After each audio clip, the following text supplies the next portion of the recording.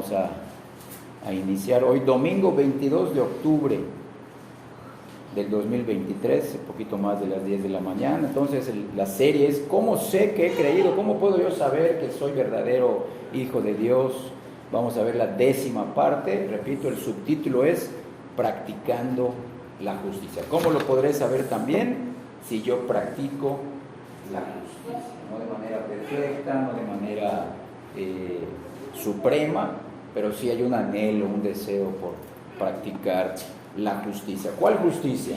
¿La justicia social? No. ¿La justicia humana? No necesariamente. La justicia civil tampoco. La justicia bíblica, como vamos a ir viendo. Vamos a 1 de Juan capítulo 2, versículos del 28 al 29, que son los dos últimos, y luego vamos a brincar a 1 de Juan capítulo 3. 1 de Juan capítulo 2, versículos 28 y 29. Empiezo a leer, ustedes por favor con los ojos puestos en el texto. Dice así, 1 de Juan capítulo 2, 28 y 29. Y ahora, hijitos, permaneced en Él, para que cuando se manifieste tengamos confianza, para que en su venida no nos alejemos de Él avergonzados. Ahora el versículo 29, que es parte de nuestro tema. Si sabéis que Él es justo, está hablando de Cristo, si sabéis que Cristo es justo, sabed también que todo el que hace justicia es nacido de Él. Ahora nos brincamos a 1 de Juan capítulo 3, de los versículos del 4 al 10, como está apuntado en el pizarrón. Empiezo a leer. Todo aquel que comete pecado infringe también la ley. ¿Cuál ley? La ley moral, la ley divina. Pues la ley moral de Dios. Pues el pecado es infracción de la ley. Y sabéis que Él apareció para quitar nuestros pecados y no hay pecado en Él. Todo aquel que permanece en Él no peca. Todo aquel que peca no le ha visto ni le ha conocido. Hijitos, nadie os engañe. El que hace justicia, ahí está, es justo como Él es justo. El que practica el pecado es del diablo, porque el diablo peca desde el principio. Para esto apareció el Hijo de Dios, para deshacer las obras del diablo. Todo aquel que es nacido de Dios no practica el pecado, porque la simiente de Dios permanece en él y no puede pecar, porque es nacido de Dios. Último versículo. En esto se manifiestan los hijos de Dios y los hijos del diablo. Todo aquel que no hace justicia, véanlo, y que no ama a su hermano, no es de Dios. Entonces el título es Practicando la Justicia. En el estudio anterior, hace unas semanas, que me tocó compartir en la parte 9, aprendimos que también hay una marca del verdadero creyente, es que éste se conforma cada vez más a Cristo en relación con la santidad o con la pureza. Juan lo escribió y lo vimos en Juan 3:3. Todo aquel que tiene esta esperanza en Él, esta esperanza en Cristo, miren, se purifica, se santifica a sí mismo, así como Él es puro. Entonces, ahora en nuestros dos pasajes iniciales, los que acabamos de leer, 1 de Juan 2 y 1 de Juan 3, aprendemos también que la marca de un verdadero creyente será conformarse, escuchen bien, gradualmente, progresivamente, paulatinamente a la práctica de la justicia. Claro, se irá conformando más a Cristo, que Él es el justo, porque lo leímos en el versículo 6, miren, todo aquel que permanece en Él. Esa es la clave, hermanos.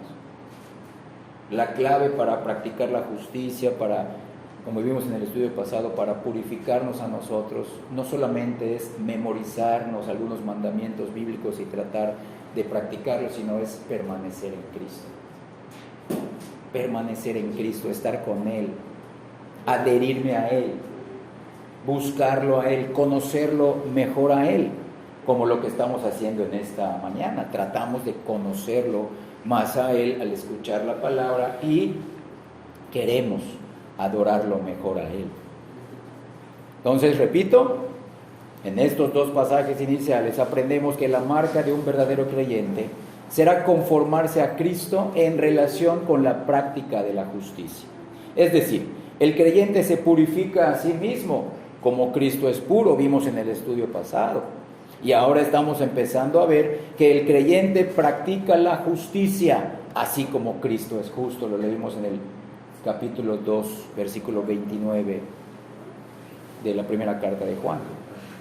Entonces hay un sentido en el que estas dos características de la conversión son reflejo la una de la otra. Aunque las distinciones pueden y deben establecerse entre la santidad y la justicia, no puede existir una cualidad si no existe la otra. Nosotros no podemos decir, porque aquí están juntos estos versículos, no podemos decir, en mí existe la santidad, pero no existe el deseo por la justicia.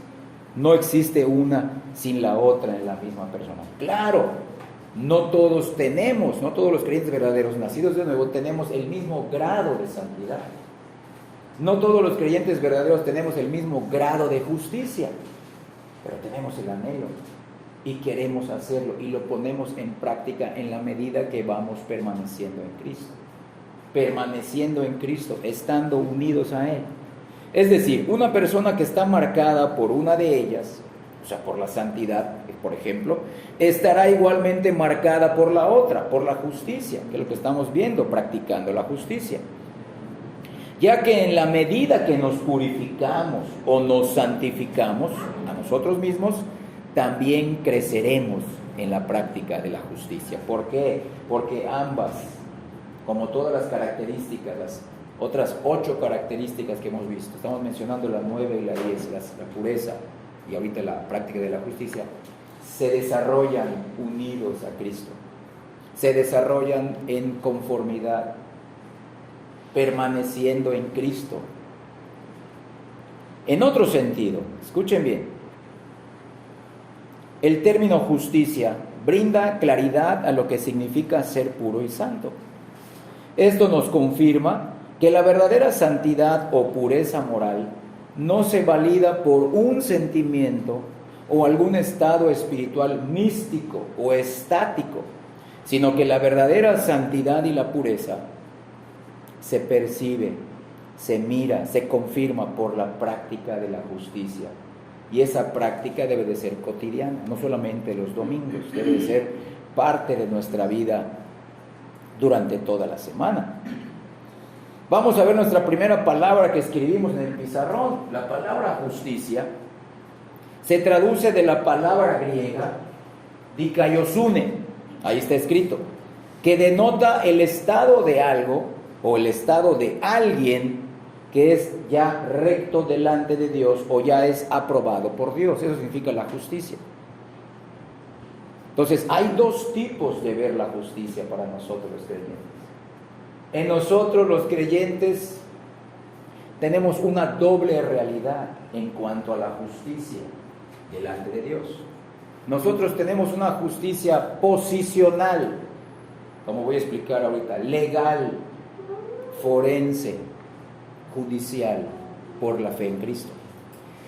Y ya teniendo esa justicia legal, entonces tenemos una justicia práctica, una justicia personal.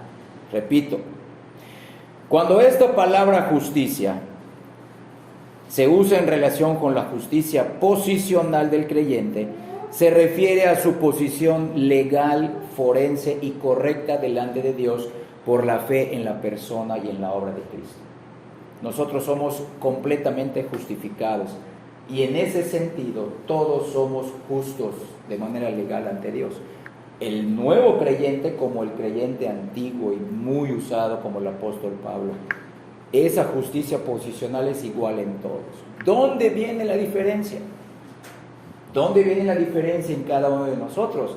Y cuando utilizamos la palabra justicia en relación a lo personal, se refiere a la conformidad del creyente en cuanto a la naturaleza de él con relación a la voluntad de Dios. Esa voluntad se revela en la totalidad de la Escritura, pero principalmente en la persona de Cristo. Entonces, vieron, nosotros tenemos esas dos realidades. Vivimos en esas dos realidades. Si tú eres un nacido de nuevo, por tu justicia posicional, legal, te vas a ir al cielo. Ya tienes un lugar en el cielo por Cristo, por medio de la fe. Pero en esta vida te puede ir mal si tu justicia personal no se conforma a la voluntad de Dios. Si no permaneces en Cristo en el día a día. Y es ahí donde la iglesia fracasa. Y es ahí donde la iglesia necesita la ayuda de Dios. No en cuanto a la justicia legal, sino en cuanto a la práctica de la justicia personal. Repito, la cual es diferente en cada uno de nosotros. ¿Cómo se hará más evidente? Ya lo empecé a decir. Si permanezco más en Cristo día a día. Si me mantengo unido a Él en el día a día. ¿Cómo lo estoy buscando a Él? ¿Y por qué lo estoy buscando? Porque Él ya es todo para mí. Es importante señalar que aunque no hay contradicción entre Cristo y la ley, Cristo es la mayor revelación de todas las cosas acerca de Dios y acerca de su voluntad. El apóstol Juan coloca a Cristo como el máximo estándar para la pureza y para la justicia. Vuélveme a acompañar ahí en 1 de Juan capítulo 3. Voy a volver a leer solamente los versículos 3 y 7, porque el apóstol Juan coloca a Cristo como el máximo estándar de la pureza y de la justicia, que es el tema que estamos viendo hoy, practicando la justicia. Versículo 3, y todo aquel que tiene esta esperanza en Él, se purifica a sí mismo, así como Cristo es puro. Miren, Cristo es el mayor estándar de la pureza y la santidad. Versículo 7, hijitos, miren esa frase, nadie os engañe, véanlo, que nadie se autoengañe y que nadie pretenda engañarlos. El que hace justicia, el que practica la justicia es justo como Cristo es el estándar máximo de la justicia. Esta es una verdad impactante y transformadora, pues permite que la moralidad y la ética del creyente estén de verdad centradas en Cristo. Nosotros, ¿por qué queremos practicar la justicia? Para honrar a Cristo, para ser como Él. ¿Lo vamos a lograr al 100% en esta vida? No. Pero nuestro anhelo es ese. Y nuestra realidad es eso. No solamente se queda en un anhelo y un deseo, sino que se mira a través de nuestra práctica cotidiana. Ahora, la segunda palabra, practica, ejecuta, hace, como leímos ahí, comete. La palabra practica viene del griego poieo, que significa hacer, causar, actuar, lograr, ejecutar, practicar, guardar y trabajar. Esta palabra denota actividad, ya que implica que es dinámica, visible y práctica. No es la justicia de aquellos que son solo oidores de la palabra, sino de aquellos que de verdad no solamente son oidores, sino que son hacedores de la palabra. Quieren practicar la palabra para ser como Cristo, vivir vidas que honren a Cristo. Ni tampoco es la justicia de los místicos o de los que tienen mucho conocimiento pero fallan en la acción. En cambio, es la justicia de la simple obediencia, la conformidad visible con la ley de Dios, pero sobre todo en la imitación de Cristo. Porque Él es puro, leímos en el versículo 3 de 1 de Juan capítulo 3, y porque Él es santo. Porque Él es puro y porque Él es justo, Yo quiero ser puro y santo porque ya he creído en Cristo. Legalmente soy justo. Prácticamente, personalmente quiero ser justo porque quiero ser como Él. Honrarlo con mi vida. Yo quiero ser puro y santo como Él. ¿Cómo lo voy a hacer? Con mis fuerzas, no, permaneciendo en Él. Permaneciendo en Él, siguiéndolo, buscándolo, fortaleciendo esa relación que ya tengo con Él a través de los medios privados de gracia y a través de los medios públicos de gracia. como lo que estamos haciendo en esta mañana. Entonces es importante observar que el verbo griego poieo está en tiempo presente en los versículos que leímos. Y esto implica una acción continua, un estilo de vida, escuchen bien, diario, una práctica constante y que se va estableciendo gradualmente en la vida del creyente. Es algo que podemos observar. Si nos encontramos tú y yo entre semana, un miércoles, ¿qué vamos a estar haciendo? ¿Cómo nos vamos a descubrir mutuamente haciendo qué? Eso significa practica, lo ejecuta, lo procura. Es intencional en esto. Entonces, hermanos, no debemos de cuidarnos, escuchen bien.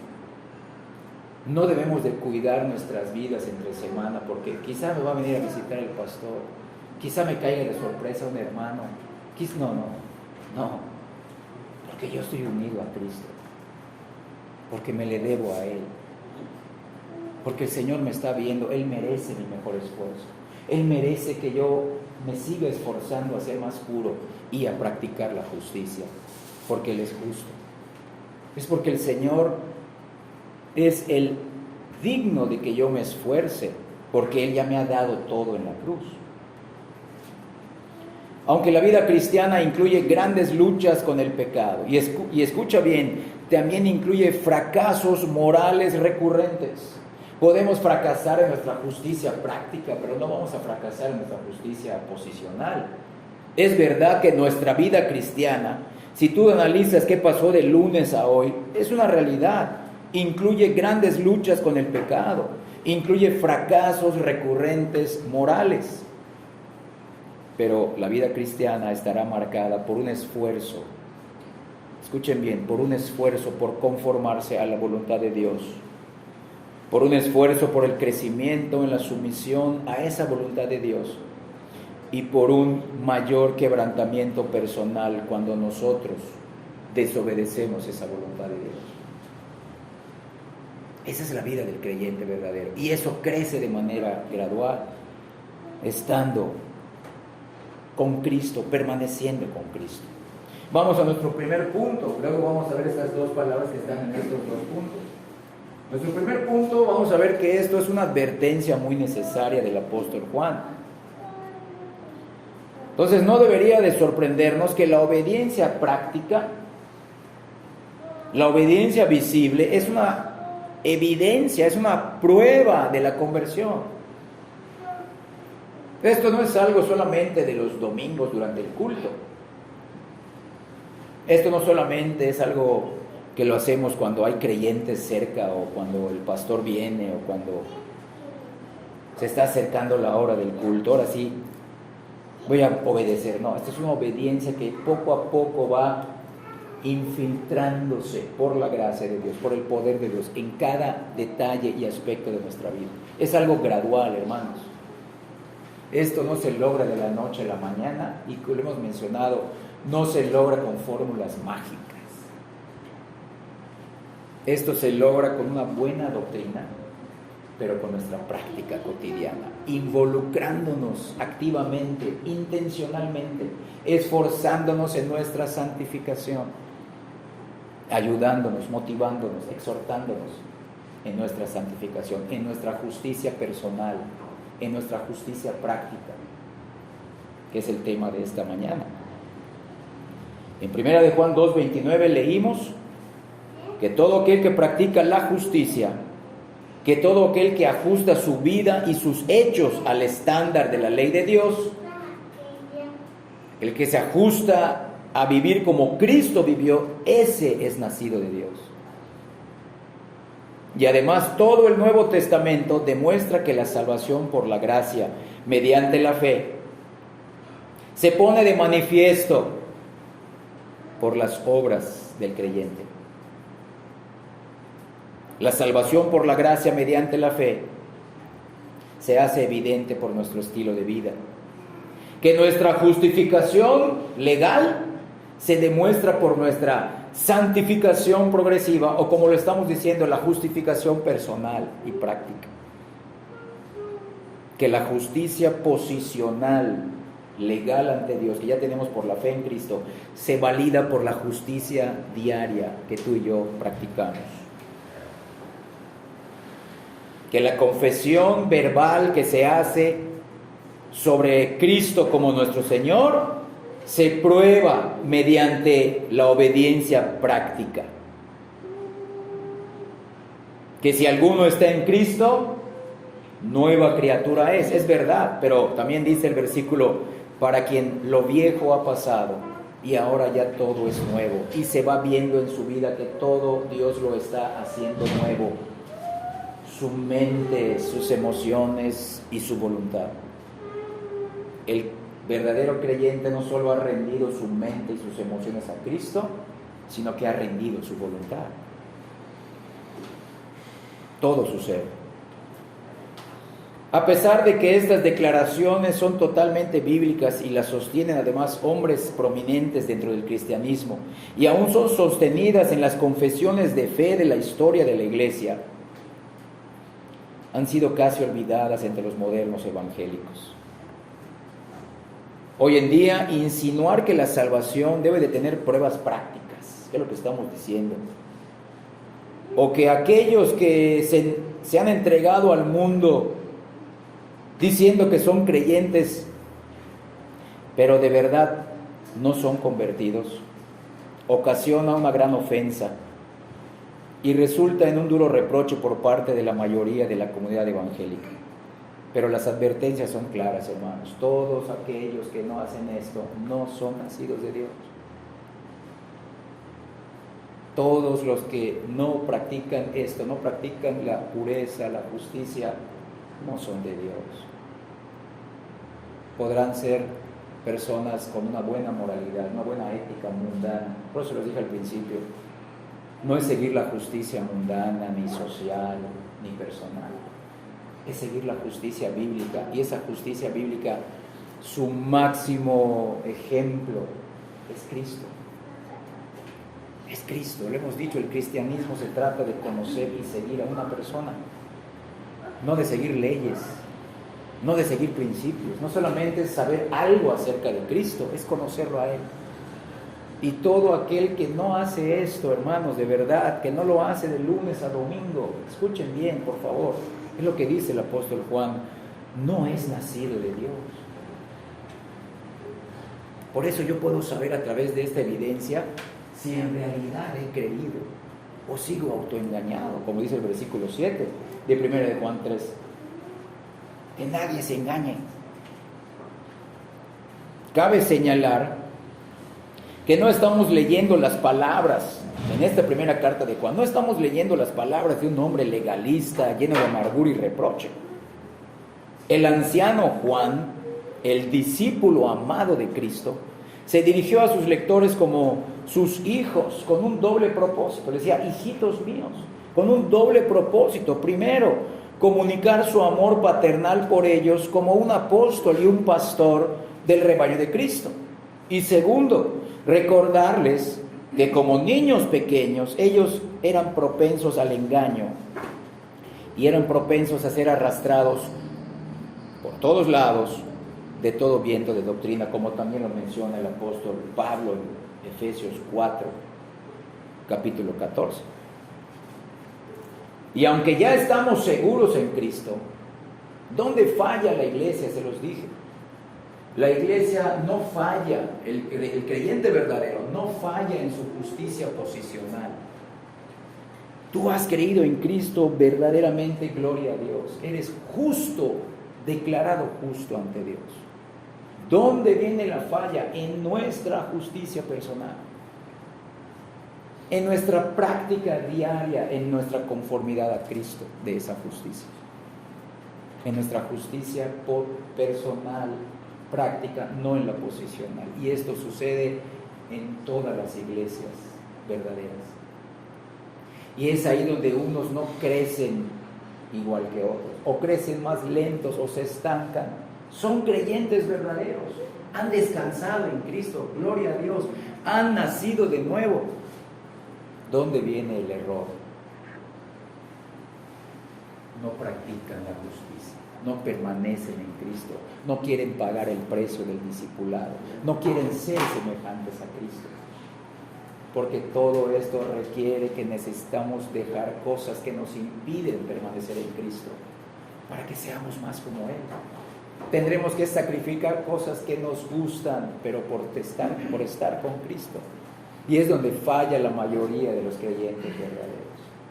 Peor aún sería que unos fallen en su justicia posicional. Ahí sí están mal, no son ni nacidos de nuevo, no son creyentes verdaderos. Pero el que está correctamente en su justicia posicional por la obra y la persona de Cristo, ¿cómo lo evidenciará? Dice el apóstol Juan. También, como ya conoció al que es justo, pues esa persona gradualmente, paulatinamente, permaneciendo en Cristo, practicará la justicia. Será como su maestro, anhelará ser como su maestro, lo buscará, lo procurará, será intencional. Entonces, la iglesia cristiana camina por un camino estrecho, como Cristo enseñó, y en ese camino estrecho hay peligros mortales en ambos lados. Y aquí los escribí en el pizarrón. Estos dos son los peligros de la iglesia en el día de hoy. El legalismo, por un lado. El legalismo significa una religión de reglas y recompensas. El legalismo es la exaltación del cumplimiento de las obligaciones del hombre, y por ello eso lleva a la reducción de la persona y de la obra de Cristo. Como les dije, nosotros queremos ser más puros, queremos practicar más la justicia, pero no porque queremos recibir algo de Dios. No, escuchen bien, sino porque ya recibí todo de Dios en Cristo. No porque quiero que me quite esta enfermedad. No porque quiero que me conceda esto que le he pedido durante tantos años. No. Sino porque el mayor regalo, la mayor bendición, ya la tengo. Y esa es la persona de Cristo. Y lo tengo por medio de mi justicia posicional. Y como ya lo tengo por medio de la fe, yo prácticamente, personalmente, quiero ser justo como Él. Esa es la mayor bendición, por eso quiero ser mejor. Me motiva Cristo, su salvación, su cruz, su resurrección por mí. Siendo un vil pecador, yo quiero ser como Él. Yo lo hago porque quiero honrar al Señor con mi vida. Yo anhelo que Cristo sea visto también a través de mi vida. En el legalismo es el hombre quien triunfa y Dios se convierte en un deudor obligado a recompensarlo por su piedad y logros. Esto cuenta para los fariseos que aman más las reglas que a Dios. Escuchen bien, aman más las reglas que a Dios. Y los fariseos consideran que la gracia es algo necesario, pero para gente inferior, para gente que es de un rango inferior, como vemos en la oración de el fariseo y el publicano. Le decía el fariseo: Señor, gracias te doy porque no soy como los otros hombres, ni como este publicano. Entonces no, hermanos, todos nosotros necesitamos estar permaneciendo en Cristo, porque aunque nos vamos a esforzar por exponer lo mejor posible la palabra con la ayuda de Dios, esto no se va a lograr si solamente lo escuchas una vez. Lo vamos a lograr con la ayuda del Espíritu Santo, pero escuchen bien, lo vamos a lograr si permanecemos con Cristo, así como lo estamos haciendo estas 2 horas los domingos. Que permanezcamos con Cristo el lunes y el martes y el miércoles y el jueves y el viernes y el sábado y el próximo domingo. Yo quiero ser como tú, Señor. Yo no quiero fallar en esto, necesito conocer. Yo necesito que tú me ayudes en esto, Señor. ¿Por qué? Porque tú moriste por mí en la cruz. Porque tú eres digno, Señor. Es para el honor de tu nombre. Es por tu reino, Señor. Es para tu gloria. El legalismo, hermanos, seguimos. Señala las pajas ajenas, pero ignora las vigas personales. El legalismo cuela el mosquito, pero se traga el camello. En el legalismo siempre se están juzgando, midiendo, comparando y compitiendo. Pero no lo hacen para la honra de Cristo, sino que lo hacen para ver quién es mejor entre ellos. Y eso no es así. Uno debe de estarse midiendo, comparándose y examinándose con respecto a Cristo. Y si se va a acercar a otro hermano, vamos a ser como Cristo. Necesitamos crecer, madurar, pero por Cristo y para Cristo. Necesitamos evidenciar esto por Cristo. En el legalismo todo es sobre rangos, jerarquías y sumisión. Los fariseos siempre buscaban los primeros lugares en las sinagogas, en las comidas, siempre estaban buscando el reconocimiento, que les digan rabí. Pero nosotros somos humildes y no deberíamos tener esas conductas. Esto obviamente, como hay una competencia de buscar el primer lugar entre todos, en el legalismo, todos terminan, como menciona Gálatas 5:15, se muerden, se devoran y se consumen unos a otros. Ese es uno de los peligros modernos en la iglesia, el legalismo. El cristianismo son reglas, vamos a hacer las reglas. Vamos a prohibir que los cristianos dejen de ver tele, vamos a prohibirles que vayan al cine, vamos a prohibirles que se vayan de fiesta. No, hermanos, el cristianismo no es eso. ¿Quieres tú ser un verdadero cristiano? Mira a Cristo. Déjate guiar por Él y Él te mostrará paulatinamente lo que tienes que dejar tú de manera personal. Primeramente el pecado por el cual Él te llamó, te hizo ver tu maldad. Tienes que dejarlo de plano. Y progresivamente al permanecer en Él, Él te mostrará lo que vas a dejar, pero por estar con Él. No para aparentar nada ante nadie. ¿Qué me impide estar contigo, Señor? Vean qué diferente. Para mí es la tele. Para mí son las redes sociales, Señor. Para mí es mi trabajo excesivo. Para mí es mi entretenimiento. Para mí es mi deporte.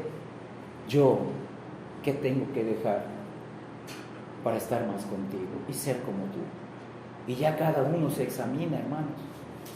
Ya cada uno se examina. ¿Qué me está impidiendo permanecer en Cristo para que yo practique la justicia? Justicia que me lleva a ser como Él. Y por otro lado, en la iglesia está el antinomianismo. El otro peligro que está del otro lado. En un lado está el legalismo y el otro el antinomianismo. ¿Qué significa antinomianismo? Anti, sin, nomos, ley. Vivir sin ley. Vivir sin la ley de Dios. Vivir sin las leyes, escucha bien, del Nuevo Testamento, hermanos. ¿Tú sabes cuáles son las únicas leyes del Antiguo que se repiten y se promueven y se practican en el Nuevo Testamento? Solamente 9 de los 10 mandamientos de la ley moral de Dios. ¿Por qué el día de reposo no se menciona? Porque Cristo es nuestro reposo, como lo estaba viendo con el hermano Miguel. Pero los otros 9 se repiten y Cristo los resume en 2 grandes mandamientos. Los 4 primeros: amarás al Señor tu Dios con todo tu corazón, con toda tu mente y con toda tu alma. ¿Por qué quiero obedecer esos 4 mandamientos? ¿Por qué quiero amar al Señor con todo mi ser, con todas mis fuerzas y con toda mi alma y con todo mi cuerpo? Porque Él ya me amó en Cristo. Porque no necesito esperar otra manifestación, porque no habrá otra manifestación del amor de Dios en mi vida, en la santidad. No, yo quiero ser santo y justo porque ya tengo a Cristo. Quiero cumplir esos 4 mandamientos, quiero amar al Señor porque Él me amó en Cristo. ¿Y por qué quiero amar a mis hermanos? ¿Por qué quiero cumplir el segundo mandamiento de la ley? No robarás, no hurtarás, no dirás falso testimonio, no codiciarás, honrarás a tu padre y a tu madre, porque también Cristo demostró su amor por mí en la cruz. Y el Espíritu Santo me regeneró para que yo crea esto, yo me arrepienta de mis pecados. Justicia posicional tiene que verse en justicia personal, hermanos. Pero repito, no lo hacemos para ganar aplausos. No lo hacemos para sobresalir en mi familia o en la iglesia. Lo hacemos porque tenemos el amor del Señor. Queremos honrar al Señor con nuestra vida. Por eso derrumba el legalismo. No, Señor, sí, para mí necesito reglas, porque si no, pues sería yo un antinomiano. Pero esas reglas son respecto a mí, con respecto a Cristo, quien es mi mayor estándar de pureza y de santidad. Yo tengo que evaluarme personalmente con Cristo. ¿Qué me está impidiendo? ¿Qué me está robando tiempo, energía, fuerzas para estar con el Señor? Día a día, en oración, en lectura, en estudio, en obediencia, en santidad. ¿Qué me está robando tiempo? ¿En qué tengo puestas mis prioridades? ¿Por qué no quiero orar? ¿Por qué no quiero leer entre semana? ¿Qué está pasando conmigo? ¿Será que mi vida se está conformando al estándar de pureza y de justicia que es el Señor? Entonces, repito, el antinomianismo es vivir sin ley.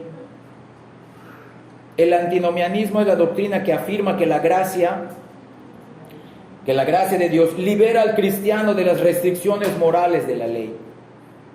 O el antinomianismo enseña que la gracia conduce a la práctica de la inmoralidad sin censura. Escucha bien, hay muchos cristianos que fallan en esto, que quieren vivir como quieran y piensan, yo soy un buen cristiano, yo he creído en Cristo. Repito, no fallan en su justicia posicional, pero fallan en su justicia personal, porque quieren vivir sin ley, desconocen, ignoran esta ley, porque no estudian la ley, no estudian el Nuevo Testamento a la luz de ir a Cristo, buscar a Cristo, y empiezan a vivir como quieran. Pero si somos hijos de Dios, Dios nos va a disciplinar, Dios nos va a corregir, es parte de su amor. Él no va a permitir que su iglesia caiga en el legalismo ni caiga en el antinomianismo. Él no va a permitir que los creyentes vivan solamente siguiendo una serie de reglas o códigos éticos. No, es seguir una persona. Pero tampoco dirá, bueno, yo soy una persona como yo quiera. No, tampoco permitirá que sus hijos vivan como ellos quieran. No. Aunque tan letal como el legalismo, el antinomianismo es más común en el cristianismo moderno. El antinomianismo es una doctrina falsa que convierte la gracia de Dios en libertinaje. Yo tengo la gracia de Dios, somos libres de la ley, gloria a Dios, podemos hacer lo que queramos. No, hermanos, no. Fuimos librados del poder del pecado, pero fuimos puestos bajo la ley de Cristo. Cristo es nuestro Señor. Cristo es el Señor de nuestra conciencia, no para vivir como queremos. La palabra libertinaje, aquí la escribí igual, se traduce de la palabra griega aselgeia, acento en la primera E, aselgeia, que denota lujuria desenfrenada, denota exceso, disipación, sensualidad, insolencia y descaro. Vean eso. ¿Cuántas iglesias están llenas de estas personas que manifiestan eso? El antinomianismo dice, vamos a seguir pecando para que la gracia abunde, como lo leemos en Romanos 6:1. En su forma más extrema, el antinomianismo se reconoce y se rechaza con facilidad. No vamos a permitir que el pecado y la carnalidad pues esté en esta iglesia, no, se va a rechazar, pero hay un antinomianismo muy sutil, hermanos. Y eso sucede en todas las iglesias. Y repito, sucede en aquellos que no se ejercitan en su justicia personal, que están muy bien ejercitados en su justicia posicional. Yo soy justo en Cristo, gloria a Dios. Que Dios te siga ayudando a confirmarte en la persona de Cristo. Pero ¿por qué no se ve el crecimiento gradual? Repito, la madurez no se logra de la noche a la mañana. Esto es algo paulatino, gradual. Se debe de mirar esa justicia posicional, se debe de mirar gradualmente con mi comunión con Cristo, en mi justicia personal, en mi justicia práctica, para no caer en un creyente antinominiano. Ok, fui librado del legalismo, sí, no, ya entendí que no soy salvo por obedecer. Ni Dios me va a conceder más favores por apegarme a la obediencia. No. Pero tampoco vamos a caer en el otro extremo. La gracia es permisiva. Dios te va a permitir, es más, te va a bendecir como vivas. No, hermanos. Cristo es nuestro Rey. Cristo es nuestro Señor. Cristo es nuestro Salvador. Sin embargo, cuando este antinomianismo se esconde dentro del manto de una actitud abierta, cuando este antinomianismo se esconde bajo la tolerancia, la caridad, el amor, la compasión, no juzgues, tal doctrina se vuelve engañosa y letal. Claro, no debemos de ser nosotros los inspectores espirituales, no. Antes de acercarnos a un hermano, dice la palabra, primero examínate a ti. Segundo, ora por ese hermano. Y tercero, busca un momento y que tus motivos sean para la gloria de Dios y la restauración de ese hermano. No para que te vea a ti como su ayudador, sino para que se arrepienta a Cristo y haga bien las cosas para Él. Entonces, así debe de ser la vida de la iglesia. Miren esto. Nosotros no debemos de darle rienda suelta al antinomianismo en nuestra iglesia, en nuestra misión, con el escudo de que el amor todo lo permite. Sí, es verdad, pero escuchen bien, el amor es bíblico. Nuestro amor debe de ser bíblico. Así como les dije al principio que nuestra justicia no debe ser la justicia personal, social, no debe de ser la justicia mundana, debe ser una justicia bíblica, y escucha bien, neotestamentaria. Así también nuestra vida en la pureza, así también nuestra vida en los cuidados unos con otros, así también nuestro amor y compasión que tengamos unos con otros debe de ser un amor neotestamentario, porque el Nuevo Testamento fue el cumplimiento del Antiguo Testamento. Si leemos el Antiguo Testamento fuera de esa perspectiva, vamos a fallar en muchas cosas. Entonces nuestro amor debe de ser un amor bíblico, verdadero, un amor como Cristo lo haría, como Cristo lo viviría. También debemos de reconocer que vivimos en una época de relativismo moral. ¿Qué significa el relativismo moral? Es una época que niegan los valores morales absolutos. Dicen, para ti eso es correcto, para mí no. No, hay verdades absolutas y esas verdades están en la persona de Cristo, en Dios mismo.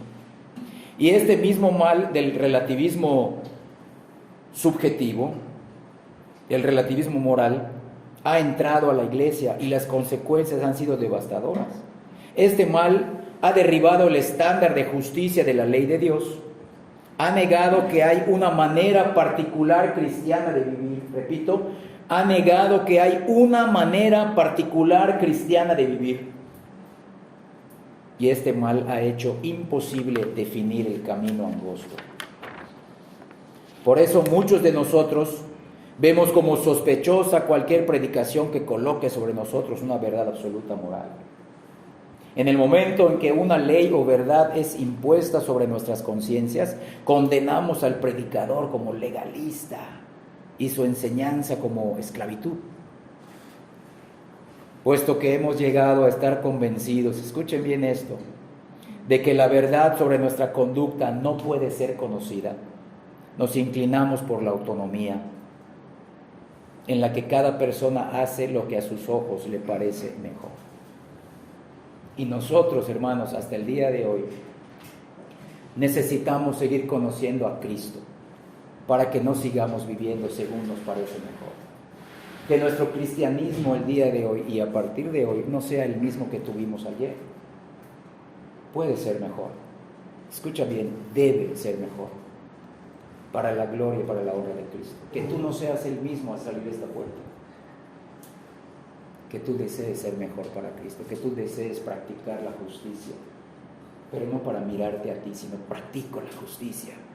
Porque Cristo es merecedor de esto. Cristo es el merecedor de toda mi fe y toda mi obediencia. No me importa quién me vea. Escucha bien, esto te va a llevar a burlas, rechazos. O sea, no lo hacemos por el aplauso. No lo hacemos por el mérito. Repito, no lo hacemos ni para sacarle una sonrisa a Dios, sino porque ya tenemos esa sonrisa en Cristo. Y lo demostró en la cruz del Calvario. Es por eso que yo me esfuerzo en practicar la justicia. Porque yo tengo una relación personal con Cristo. Soy posicionalmente justo por medio de la fe. Que yo quiero honrar a mi Señor. Yo quiero vivir para Él. Yo quiero que mi vida sea consagrada a Él. En ese momento la iglesia empezará a cambiar, hermanos. Saldrá del engaño del legalismo y del antinomianismo, porque ya no mirarán solamente reglas, ya no mirarán conductas externas, estarán mirando a Cristo y lo estarán buscando a Él por su Espíritu Santo. Pero repito, hemos llegado a estar convencidos de que la verdad sobre nuestra conducta no debe ser conocida. Y eso nos inclina a la autonomía entre semana, vivir como queremos entre semana. No. Nosotros no debemos de vivir como nos parece mejor a nuestros ojos. Debemos de mirar a Cristo en la palabra y querer ser como Él. Miren Proverbios capítulo 29. El libro de Proverbios, en el capítulo 29, versículo 18.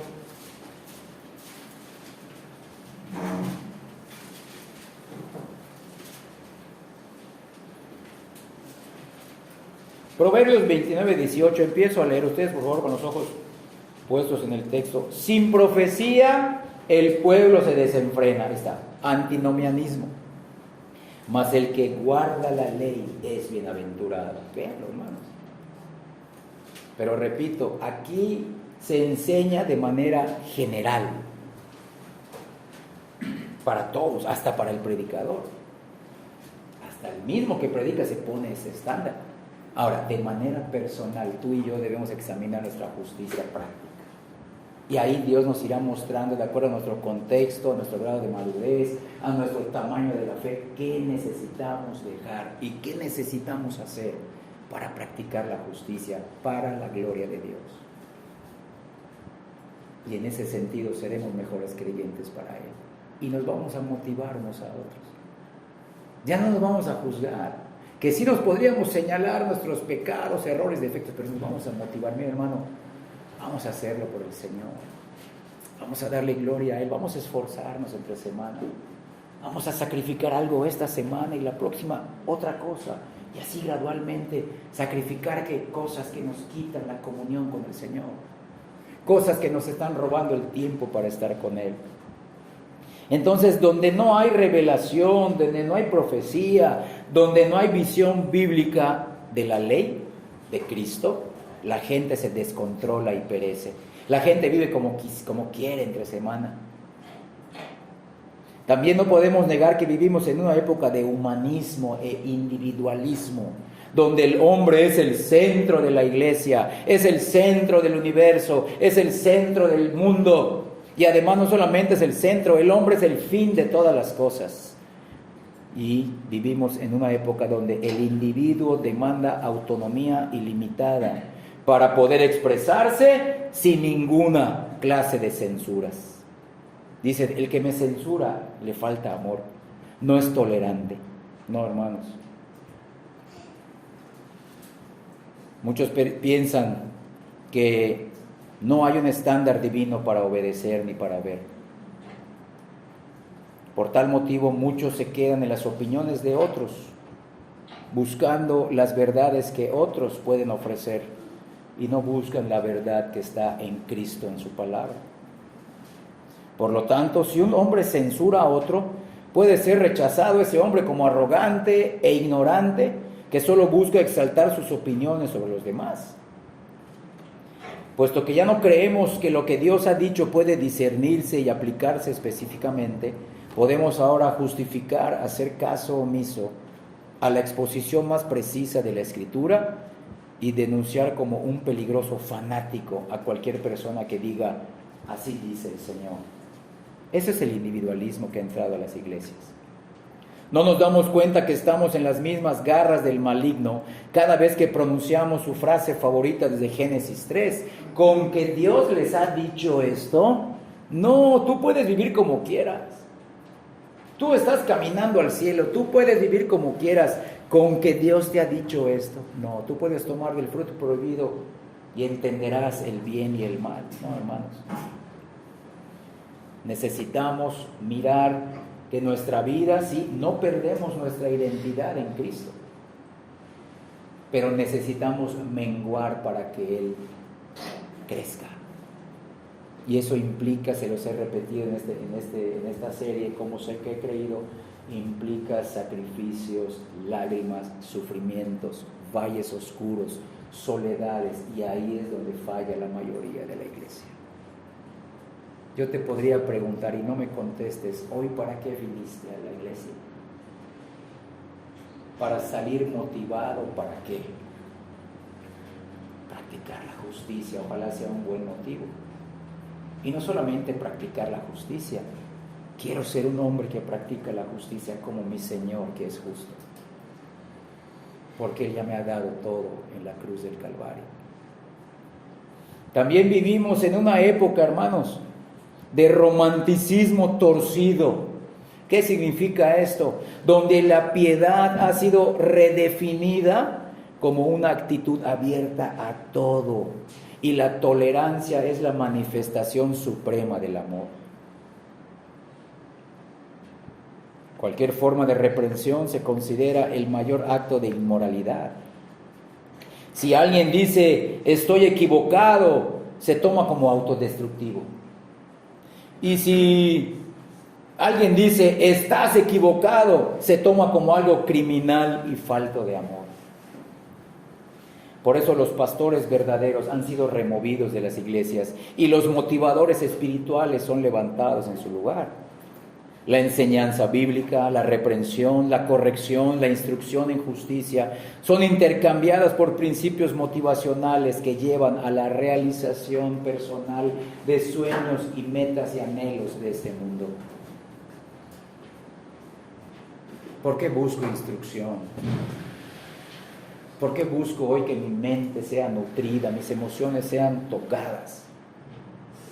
¿Para seguir persiguiendo mis metas y mis sueños y mis anhelos personales? No, hermanos. No. Porque yo quiero perseguir los propósitos y las metas de Cristo. Yo quiero ser como Él.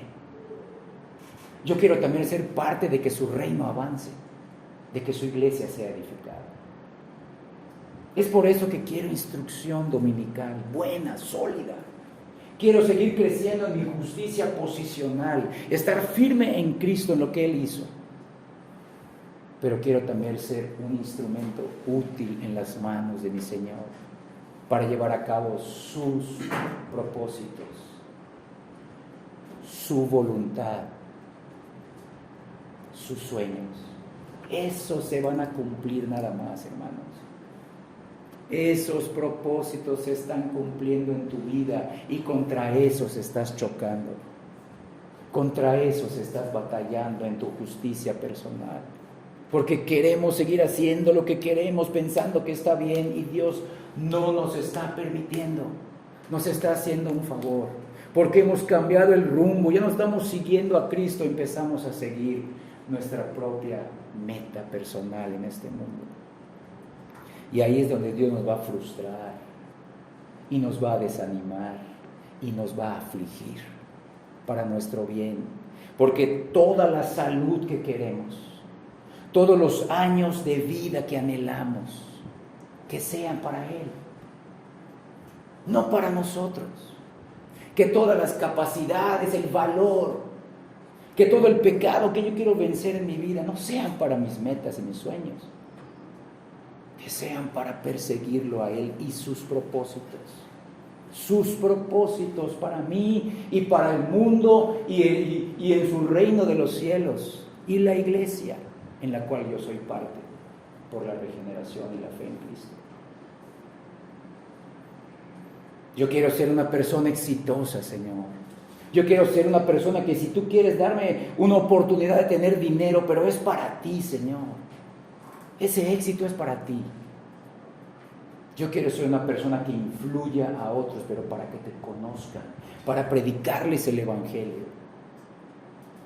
Yo quiero ser una persona capaz, un soldado, un esforzado del Señor, pero para tus propósitos, Señor, no para mi vida personal, no para mi éxito personal, no para mi aplauso, no para tener un mejor trabajo, no para tener una mejor esposa, mejores hijos, un matrimonio estable, no, Señor, sino quiero esto para ti nada más, tú eres digno, quiero esto para ti. Hemos olvidado que en Proverbios 27:17 dice que el hierro pule al hierro, y este ejercicio se ha perdido en las iglesias. Todo es amor, sí es verdad, pero debe de ser un amor bíblico. Tampoco con esto estamos enseñando que todo el día vamos a estar diciendo nuestras ofensas, no, tampoco, pero estamos diciendo que el amor también corrige, porque Dios nos ama y nos corrige, y tú como papá corriges a sus hijos porque los amas. La disciplina de la iglesia, en la mayoría de las iglesias hoy en día, se denuncia como una monstruosa práctica arcaica y descontinuada y cruel.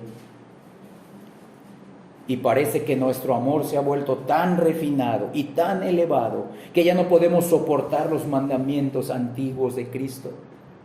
Ya no podemos soportar que se nos hable de la puerta estrecha y andar por el camino angosto, que está lleno de peligros, como vimos hace rato. Por eso, con la excusa de nuestra autoimpuesta ignorancia, por nuestra supuesta estima por el individuo, la actitud abierta y la tolerancia, por tales motivos hemos derrumbado cada estándar bíblico y nos hemos convertido en antinominianos prácticos, hermanos, de verdad. Vivimos sin la ley de Cristo en el día a día. El antinomianismo no solamente es una doctrina, es una práctica, y muchos creyentes son antinominianos prácticos, quieren vivir sin ley. No quieren que el Señor sea el dueño de sus conciencias, de sus decisiones, de sus actos, de sus palabras, de sus deseos, de sus anhelos. No, Señor, yo quiero vivir como yo quiero. Me convierto en antinominiano práctico. No, yo no soy antinominiano, yo creo en Cristo, leo su palabra, sí, pero Cristo está en tu día a día. Cristo está contigo de lunes a sábado. Cristo estará contigo el resto del domingo. Su ley gobierna tu corazón, tu mente, tus emociones. Es el principio para cada uno de tus actos.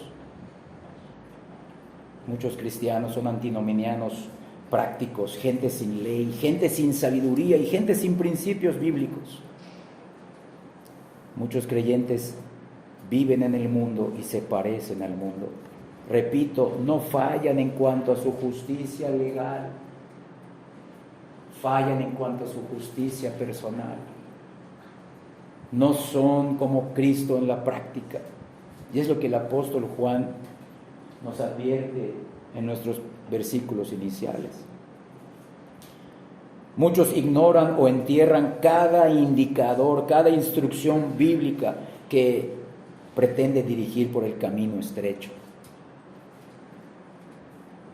A muchas personas se les ha dicho que no pueden conocer la verdad, y creyendo esa mentira son condenadas a caminar en la oscuridad. ¿Dónde viene la buena noticia, hermanos? ¿Dónde viene ahora la esperanza? Después de mencionar esto que nos va golpeando, porque hasta a nosotros nos toca, porque todos estamos en el proceso, todos estamos en el camino angosto, todos necesitamos crecer, todos necesitamos madurar y esforzarnos. Si el cristianismo va a recuperar su salud y su fuerza espiritual, debe poner fin al engaño que ha caído sobre él. Debemos comprender, hermanos, que la fe salvífica y la conversión genuina se demuestran diariamente por un crecimiento gradual, práctico y visible en la santidad y en la justicia, en el crecimiento de ser como Cristo. Debemos de volver a la instrucción simple y sensata que el apóstol Juan nos presentó. La verdad que se presentan en 1 de Juan capítulo 3 versículos 7 y 10. Vamos a volverlas a leer. 1 de Juan 3 versículo 7. Hijitos, nadie os engañe. El que hace justicia es justo como Él es justo. Versículo 10. En esto se manifiestan los hijos de Dios y los hijos del diablo. Todo aquel que no hace justicia, véanlo, y agrega, y que no ama a su hermano, no es de Dios.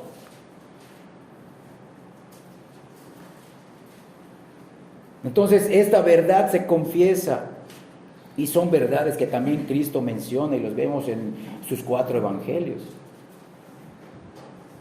Entonces, aquí leemos, hermanos, en estos versículos, que una persona que confiesa a Cristo, que dice que tiene la justicia legal por medio de la fe y que confiesa a Cristo, puede tener la seguridad. ¿Cómo sabrá que ha creído? Puede tener la seguridad de su salvación solo en la medida en que ella tenga un deseo por la justicia, en que de verdad la practica y en que es quebrantada por sus debilidades en cuanto a no poder cumplir adecuadamente esa justicia para la gloria de Cristo. El reino animal se separa según su género y especie, tú y yo lo sabemos. Se separa conforme a su género y especie, conforme a sus características visibles y conducta. Nosotros nunca confundiríamos un caballo con un perro. Nunca confundiríamos un chango con un león, jamás. Absurdo, diría, esta persona está loca. Esta persona pues no sabe nada. O sea, esto se sabe por sentido común, no hay que ser muy teólogo para eso. Sin embargo, en la confusa variedad del cristianismo moderno, no solo hemos encontrado difícil o imposible distinguir las diferencias entre los hijos de Dios y los hijos del diablo, sino que hemos encontrado incomprensible pensar que incluso hay diferencias. Se nos ataca cuando se nos dice, ¿cómo es que hay diferencias? Tú no debes de juzgar. Aquí están, hermano. Hay diferencias visibles entre un hijo de Dios y un hijo del diablo. ¿Y a quiénes escribió Juan esta carta? No a los inconversos, a los creyentes de ese tiempo, hermanos. A los creyentes de las iglesias que ellos mismos habían fundado. Estas cartas fueron para las iglesias locales. Pues dice que nadie les engañe. La justicia posicional se hace evidente en la justicia práctica. La santidad posicional que tenemos por creer en Cristo se hace evidente en la santificación práctica. Una lucha contra nuestro pecado, porque queremos honrar a Cristo, porque yo quiero ser como mi Señor, porque Él es digno de que yo lo haga, mi mejor esfuerzo para Él, quiero conocerlo. Voy a luchar contra mi pereza, contra mi apatía. Yo quiero ser como mi Señor. Es verdad, no disponemos del poder para confirmar o para negar la conversión de otros, y aún debemos de ser cuidadosos incluso para juzgarnos a nosotros mismos. Necesitamos un balance y debemos esforzarnos de evitar, uno, ser muy blandos en cuanto al cumplimiento de las reglas, pero también no ser demasiado severos cuando estas reglas no se cumplen. Hay que tener un balance. Porque nosotros tenemos una ley, la ley de Cristo. Queremos obedecerlo, queremos hacer lo que Él me manda, pero porque ya soy salvo por Él. Yo soy salvo por Cristo. Pero yo quiero vivir bajo la ley de Cristo, no como yo quiera. Entonces necesitamos ese balance necesario todos los días, no solo los domingos. Sin embargo, aunque no podemos pronunciar la seguridad de la salvación de nadie o quitarla de nadie, podemos y deberíamos advertir a las personas que deben examinarse ellas a sí mismas sobre la pureza y sobre su obrar en justicia. Cada uno de nosotros debe examinarse a la luz de estos versículos iniciales. Y en la medida que uno día a día prácticamente vea esta realidad, podrá decir: en verdad he creído. Yo no soy un cristiano engañado. Yo ya no soy un hijo del diablo, soy un hijo de Dios. Y como vamos a ver un poquito más adelante, ¿por qué lo puedo hacer? Porque la simiente de Dios está en mí. La simiente de Dios está en mí. Es una necesidad que tengo ahora.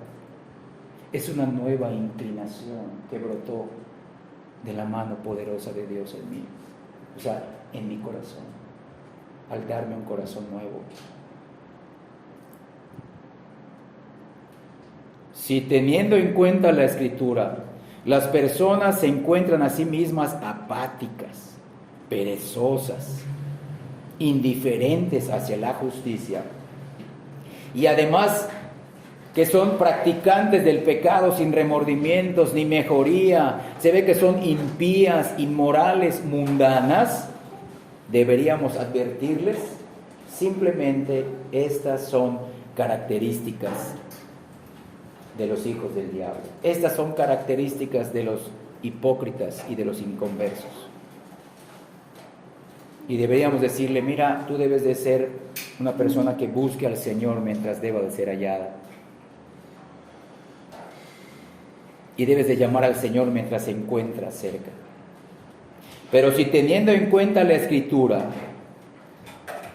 las personas se encuentran que están buscando el reino de Dios y su justicia, están creciendo en su semejanza a Cristo, y además lamentan lo que permanece igual en ellas, y se arrepienten cuando se les dan a conocer sus pecados, ellas deberían sentirse animadas, porque estas son las características de los hijos de Dios.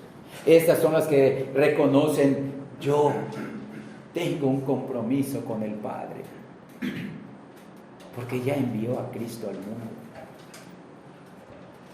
Mi compromiso, mi motivación es Dios. Me debo al Padre, me debo a Cristo. Yo tengo un compromiso espiritual, es un deber, es un alto honor, porque ahora soy hijo de Dios. Vamos a nuestro segundo punto del estudio, nuestro último punto: discerniendo los rasgos familiares. En los primeros versículos del capítulo 3, el apóstol Juan, de la primera carta de Juan, el apóstol Juan presenta un amplio contraste entre los hijos de Dios y los hijos del diablo. Aunque esta división de la humanidad puede ser perturbadora para nuestra sociedad hipersensible, debemos de recordar que es algo normal en la Escritura dividir el mundo en categorías completamente opuestas, por ejemplo, judíos y gentiles, la iglesia y el mundo, creyentes y no creyentes, y etcétera, etcétera. El cielo y el infierno, el perdón y la condenación, etcétera, etcétera. Pero estas clasificaciones podrían escandalizar a alguien, pero ninguna de ellas es tan radical y ofensiva como la que presenta el apóstol Juan en este texto. Hijos de Dios, hijos del diablo. Qué terrible es eso. Imagínate que alguien se acerque a ti y te dice, ¿sabes qué, hermano? Tú estás viviendo como un hijo del diablo. Qué horrible es eso. Esta descripción ofende a cualquiera, pero es precisamente para eso. Es para sacudir a los engañados. Es para sacudirnos, hermanos, que no sigamos en ese engaño si es nuestra situación. ¿Puede el mundo realmente dividirse entre los hijos de Dios y los hijos del diablo? Vemos que sí. No hay una categoría intermedia para aquellos en el mundo incrédulo que no han hecho un pacto con el diablo, ni han cometido las mismas atrocidades, por ejemplo, que Hitler. No hay un punto intermedio ahí. No hay un limbo. No hay un purgatorio. No hay, dice el apóstol Juan, no hay. O eres hijo de Dios o eres hijo del diablo. No hay medias tintas. El lenguaje parece demasiado ofensivo y lo es. Lo es. No vamos a quitarle el peso a la palabra, no vamos a suavizar la palabra. El lenguaje parece demasiado ofensivo y lo es. Y es el lenguaje del Nuevo Testamento. Este lenguaje no lo vemos ni en el Antiguo Testamento. Y según el apóstol Juan y aún nuestro Señor mismo, Cristo Jesús, el mundo está dividido entre el cristiano, cuyo parentesco espiritual es con Dios por Cristo, y el no creyente, que se identifica con el diablo por Adán y por su propia desobediencia. Teniendo en cuenta estas verdades bíblicas, podemos empezar a comprender el motivo por el cual Juan termina esta parte de su primera carta, en el versículo 10 de Juan 3, primera de Juan 3, con la verdad de que sí hay diferencias, escucha bien, sí hay diferencias que se pueden distinguir entre nosotros. Escucha bien, se pueden distinguir entre nosotros, entre un creyente verdadero y uno que no lo es. Aquí el apóstol Juan no está diciendo, si tú eres una persona que ha asistido a la iglesia durante 20 años, eres creyente verdadero. No puede existir persona que incrédula que asista a la iglesia durante 20 años. Sí hay, hermano, sí hay. Hay miles. La mayoría de las iglesias en el mundo están así, que niegan el evangelio verdadero. Y tienen más de 20 años asistiendo a la iglesia.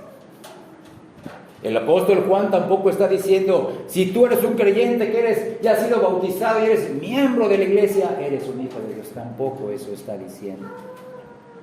Tampoco eso está diciendo.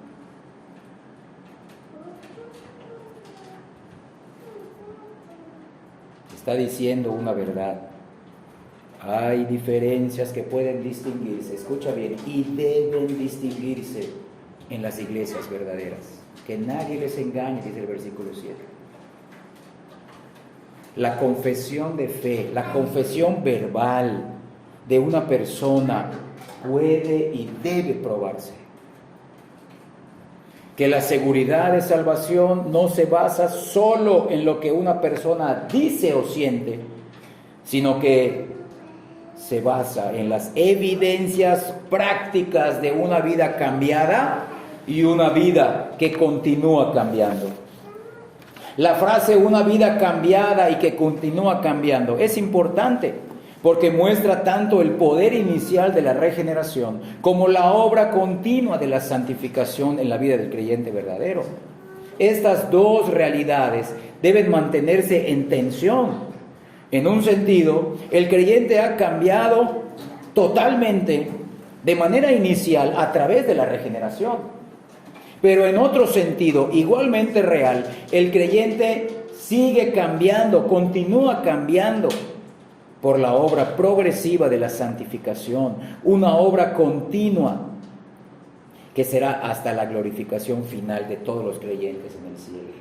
Por eso les dije, nuestro cristianismo hoy debe de ser mejor mañana. ¿Acaso Cristo tiene un límite? No. Si queremos ser como Cristo, si queremos ser como Cristo, hoy debemos ser mejor que ayer y mañana debemos ser mejor que hoy, para la gloria de nuestro Señor. En el versículo 10 de 1 de Juan 3, El apóstol Juan indica que las diferencias entre el creyente y el no creyente son manifiestas, son evidentes y observables. La palabra se traduce del adjetivo griego, ahí está, faneros o paneros, manifiesta. La palabra se traduce del adjetivo griego paneros o faneros, que significa ser visible, manifiesto, evidente, claramente reconocido o conocido.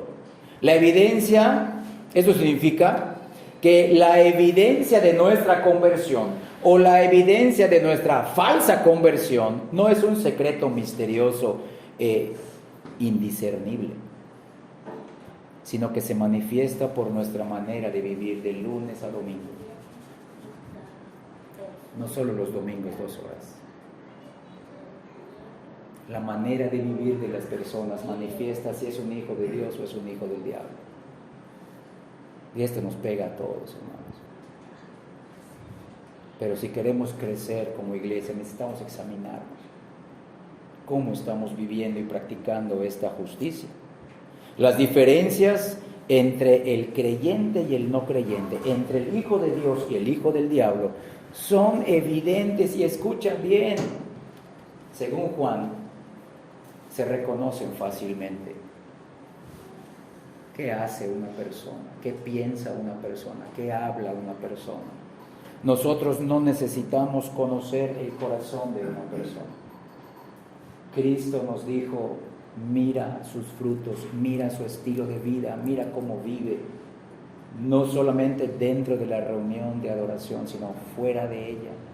¿Cómo estamos viviendo, hermanos? ¿Estamos evidenciando que somos hijos de Dios o estamos evidenciando que somos hijos del diablo? Vean cómo esto es un parteaguas dentro de la iglesia verdadera. En una iglesia verdadera, no es en el mundo, en una iglesia verdadera, donde se predica el sano evangelio, crece el trigo y la cizaña. Están las ovejas y los cabritos. Y este tipo de predicación tiene 2 motivos: que el cabrito se arrepienta y que la oveja sea edificada. No es para condenar, es para despertar al engañado y acuda a Cristo y pase de ser un hijo del diablo por medio de la fe en Cristo a ser un hijo de Dios. Pero lo va a empezar a evidenciar, a manifestar con su estilo de vida. El apóstol Juan nos dice, esto no es algo que tienes que tener una unción de Dios, no, hermanos, con nuestro estilo de vida. ¿Qué hablamos? ¿Qué hacemos? ¿Qué pensamos? ¿Qué está en tu corazón de lunes a sábado? De lunes a domingo. ¿En qué pasamos más nuestro tiempo? ¿Quién es nuestra mayor prioridad? ¿Cuáles son nuestras metas? ¿Por qué nos levantamos día a día? ¿Por qué queremos descansar en la noche y tener fuerzas al día siguiente? ¿Para qué? Eso te va a decir a ti si eres un hijo de Dios o eres un hijo del diablo. Eso me dice a mí si soy un hijo de Dios o soy un hijo del diablo. Según Juan, el no creyente se distingue por 2 realidades inquietantes: lo que hace y lo que no hace. El no creyente, 1, practica el pecado y no hace la justicia.